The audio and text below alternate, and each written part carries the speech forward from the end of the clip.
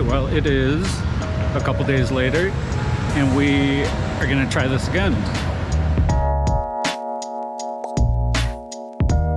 And so a couple days ago, we kind of stayed north of, I think it's Route 1, whatever that road is, right back over there. Street 1, Route 1, Avenue 1, I don't really know. But now we're kind of walking south underneath a set of railroad tracks here that seems to sort of bisect the city almost, from what I can tell. And we're going to check out the south side of the city here a little bit. I have a couple more places to check out. Hopefully we can be a little bit more structured this time. But you can immediately see when you come to the south, just, I guess it's to the east, whatever, this side of these tracks here, things already start to improve a little bit. You can see a little bit more of the development that I was talking about with this University of Alabama medical school building. And so I'm assuming, so the UAB campus is like a mile and a half further down this road here. And my guess is the closer you get to campus, the nicer it gets, because things are already nicer over here than they were in the area that we checked out before. There's some sort of chain restaurants down here, but the area that I'm trying to check out here,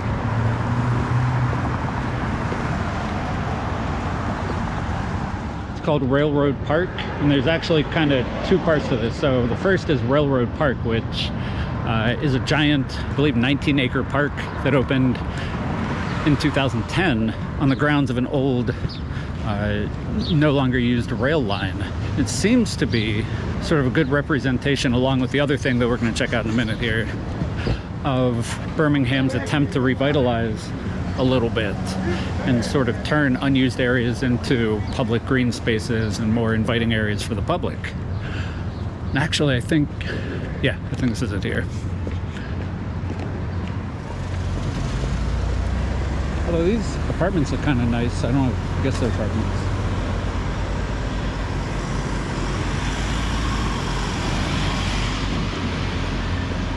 People that are from this area or are more familiar with it than me are gonna have to let me know, but I read a bunch of stuff saying that there's no public transportation, or that the public transportation that exists is kind of garbage.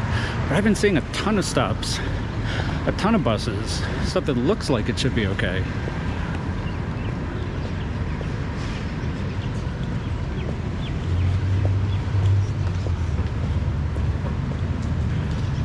Oh, I stand corrected. This is pretty nice. They have a pond over there.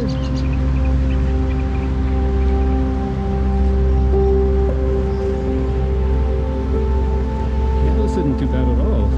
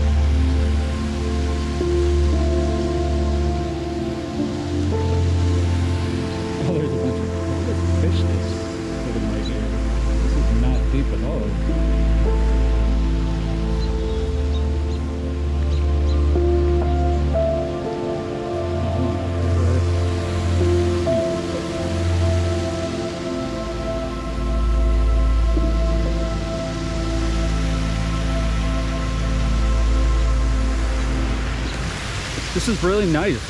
I am pleasantly surprised. I had no idea what to expect of this. And this is probably the nicest thing that I have seen in this city so far in the last 3 or 4 days.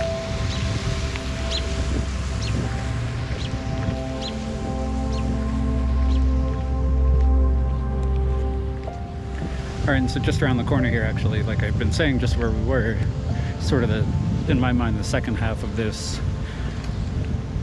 discontinued rail line revitalization. And so this park opened in 2010, And then this trail, which, like I mentioned, also used a discontinued rail line to create like a mile-ish long, really cool walking path called the Rotary Trail. I didn't realize it for the first couple times, but it's actually the same path that I used to walk down to the Sloss Furnace, which is where that music event was that I've been going to for the last couple days.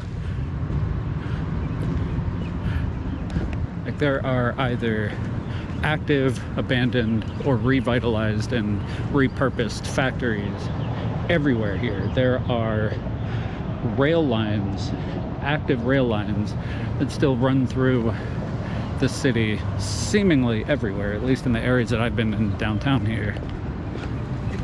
What up, man? Shout out to everybody with homeless people down in Alabama. Anybody need food stamp? Man, this place is wild.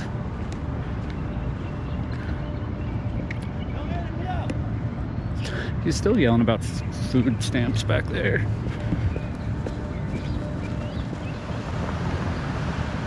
Here we are. This is the start of the Rotary Trail. This giant Magic City sign that I talked about. So they carved this out of an old rail line, but it literally goes underground in a lot of parts. And while it's really cool, it actually prevents us from seeing the surrounding areas a lot because it's in this sort of dug out area here. And so while it'd be cool to check out, like I said, you can't really see the surrounding area too much. So we're gonna walk alongside it so we can check out sort of what's around. And so you can already see here, just walking alongside the trail, you can't even see it anymore. It's down over that edge. And I think it actually probably creates sort of a flat plane through these sort of hills, dips and valleys along this path here.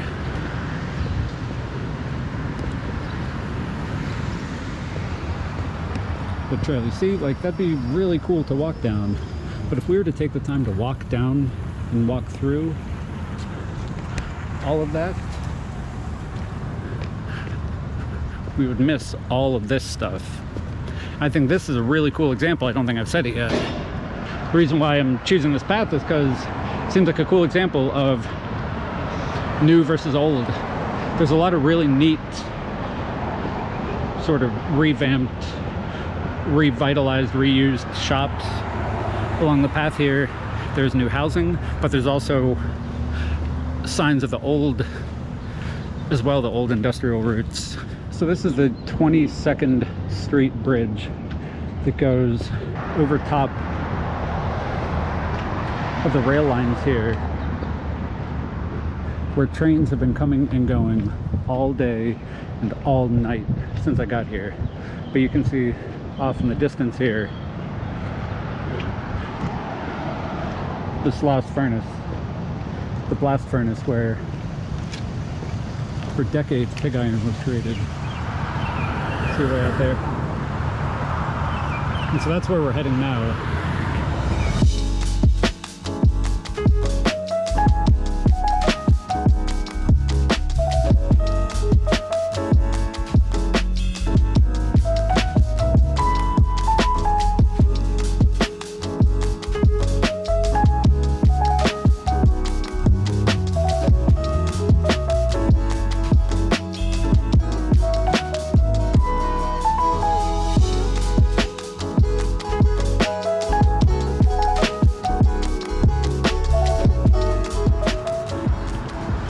So the Rotary Trail actually ends here, and this first little section is above ground, but back around where we crossed over the bridge, 22nd Avenue is where it starts dipping under.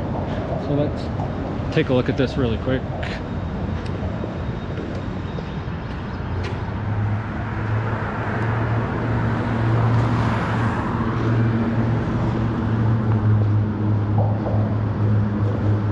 As you can see straight ahead, and then sort of back behind me here, there's definitely some people struggling in this city though.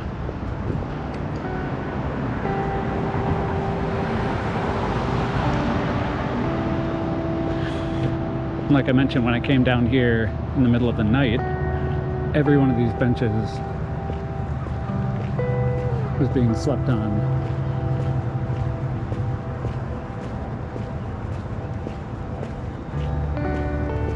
Yeah, this is a really nice area here. I'm curious what locals think about this. Like, do locals view this as a welcome change, as a welcome development, or is this viewed more as gentrification? I have literally no idea. It seems nice to me, but I'm curious what someone more familiar with this thinks. I'm guessing those are probably donors.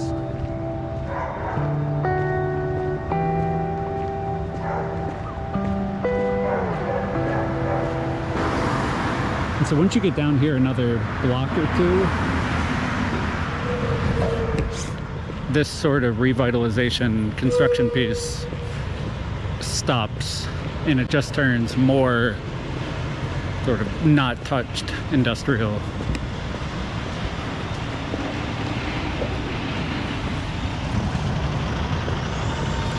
So these are those new apartments that I was talking about. I don't know what was here before.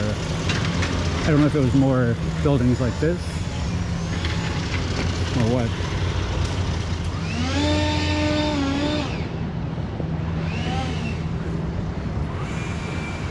This is a really cool place that I've seen a couple times. If I had more time,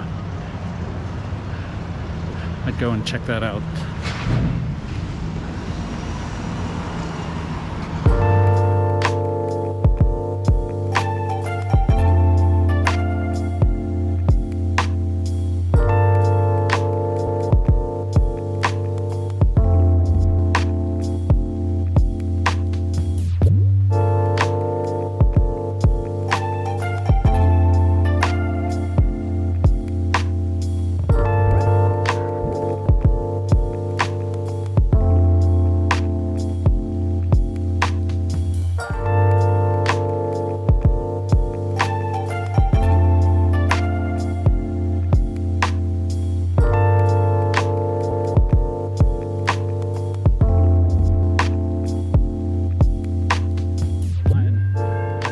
Coming up to cross over the same rails that we saw on the 22nd Street Bridge.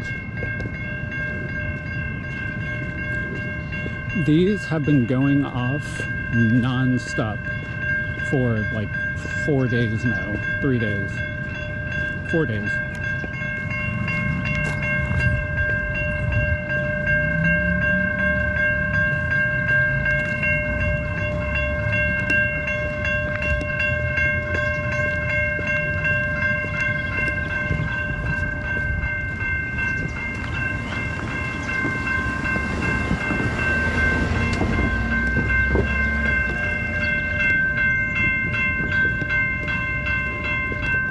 Yeah, this is historic site of the Sloss blast furnace.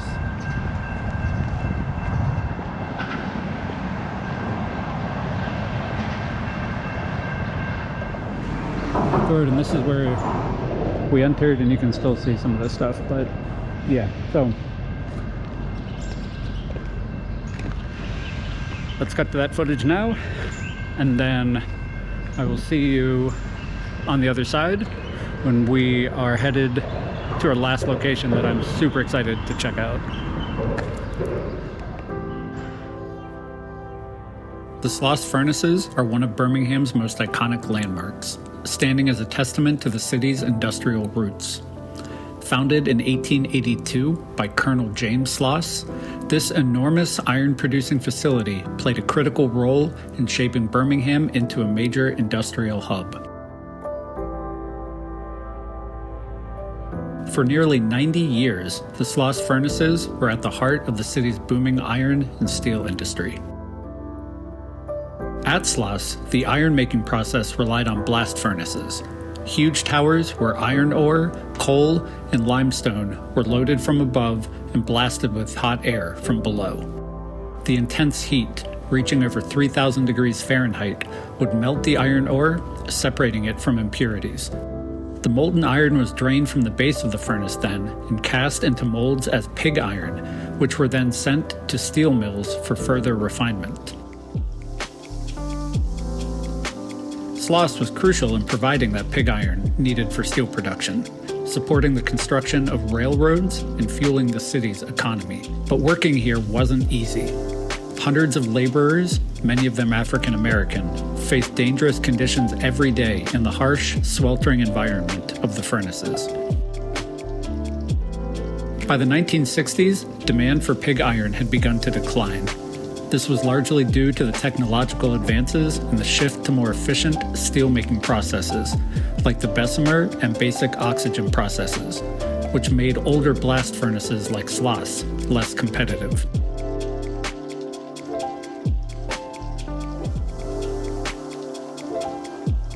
Sloss, like many others, found it difficult to keep up. In 1971, the Sloss Furnaces ultimately ceased operations. However, rather than being torn down, the site was preserved as a National Historic Landmark. One of the only remaining 19th century blast furnaces in the US still standing. Today, it's a museum, offering a glimpse into Birmingham's industrial past, while also serving as a space for arts and cultural events, like the music festival you're seeing now.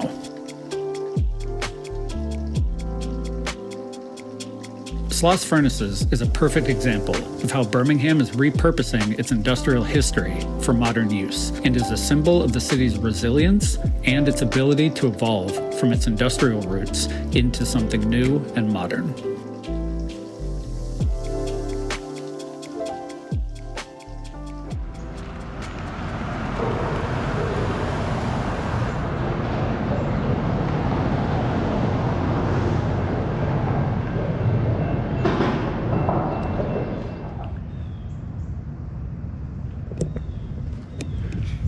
All right, well, we made it to our last stop, which is the Vulcan Park. And sitting on top of this monument here is a statue of the Roman god of metallurgy, Vulcan. And supposedly, this is the largest cast iron statue in the world.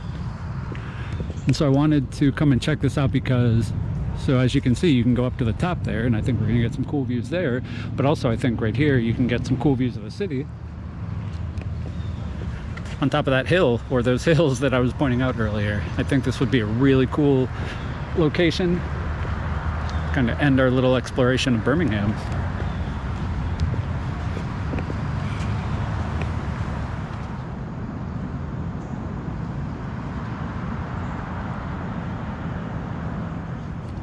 So I believe this statue was built in 1904 for the St. Louis World's Fair. Wow, this gives a totally different vibe to the city. Just completely different, including the Uber ride up here. So let's see, I think we need to buy a ticket to get up to the top. In the 1930s, Civic League just worked to move Vulcan to a place of honor in Red Mountain. The park was built through a combined effort of several groups.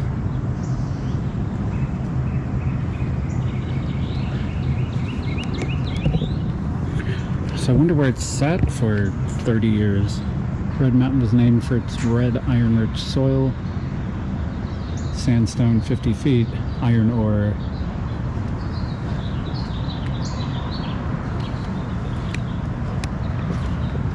Wow. Oh, Bibb County, for those who listened to the S-Town podcast, is like half an hour south of here. That's where that took place. Woodstock.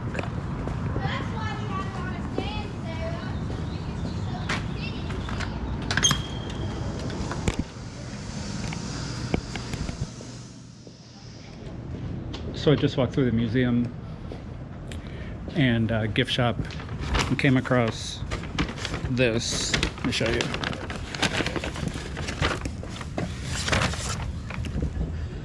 So, can't really see. It's an iron ingot that says Vulcan, but apparently it was made at the Sloss Furnaces.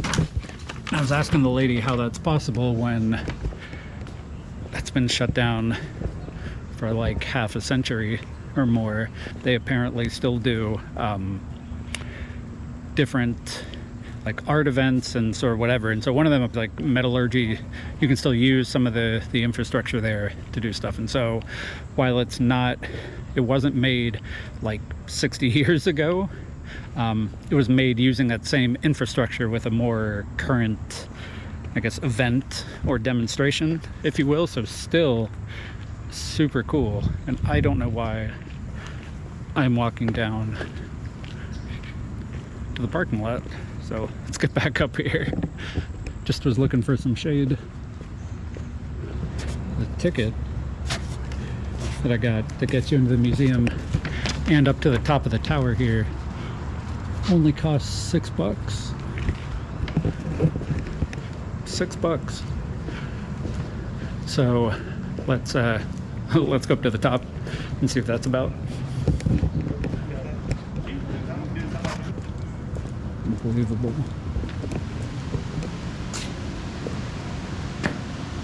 Hello. Hi. Yeah? Okay. Just press the button? Yes, sir. On your sermon? Alright. Cool.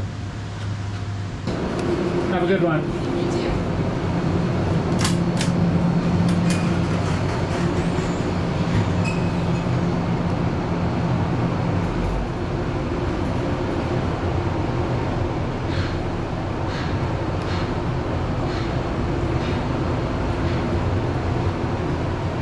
Ooh, Halloween, 31% off.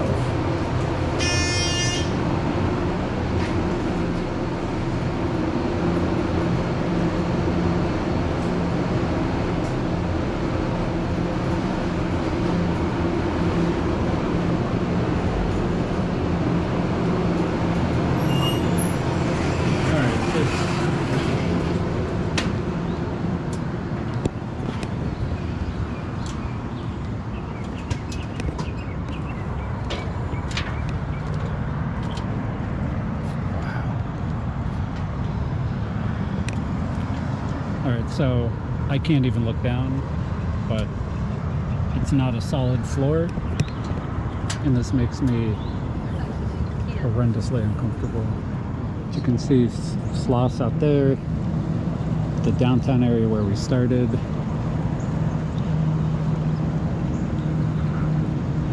The minor league baseball stadium that I mentioned earlier. They have a Top Golf way out in the distance here.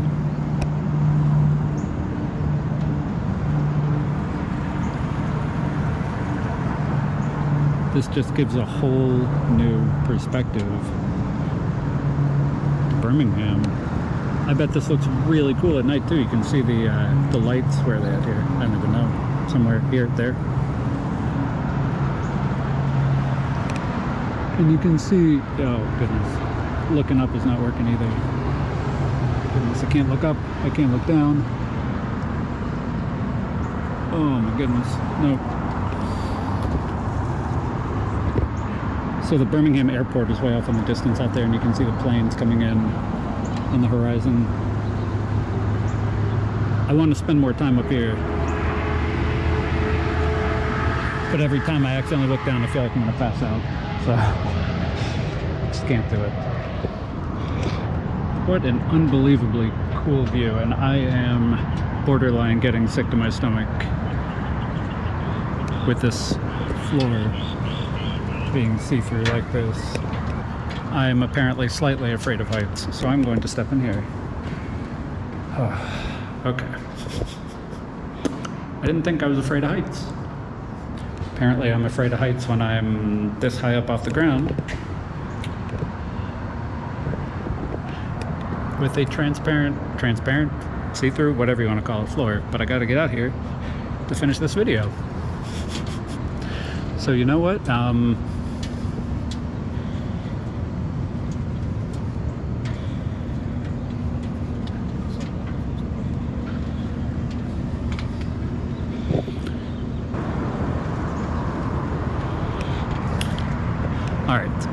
I need to get down off this platform ASAP. So we are going to call that it for today's video. Hopefully you enjoyed this little walkthrough of Birmingham, Alabama.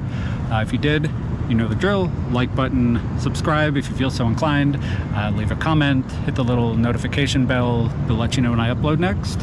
And until next time, I will see you in the next video if I don't fall through this terrifying floor. All right, bye.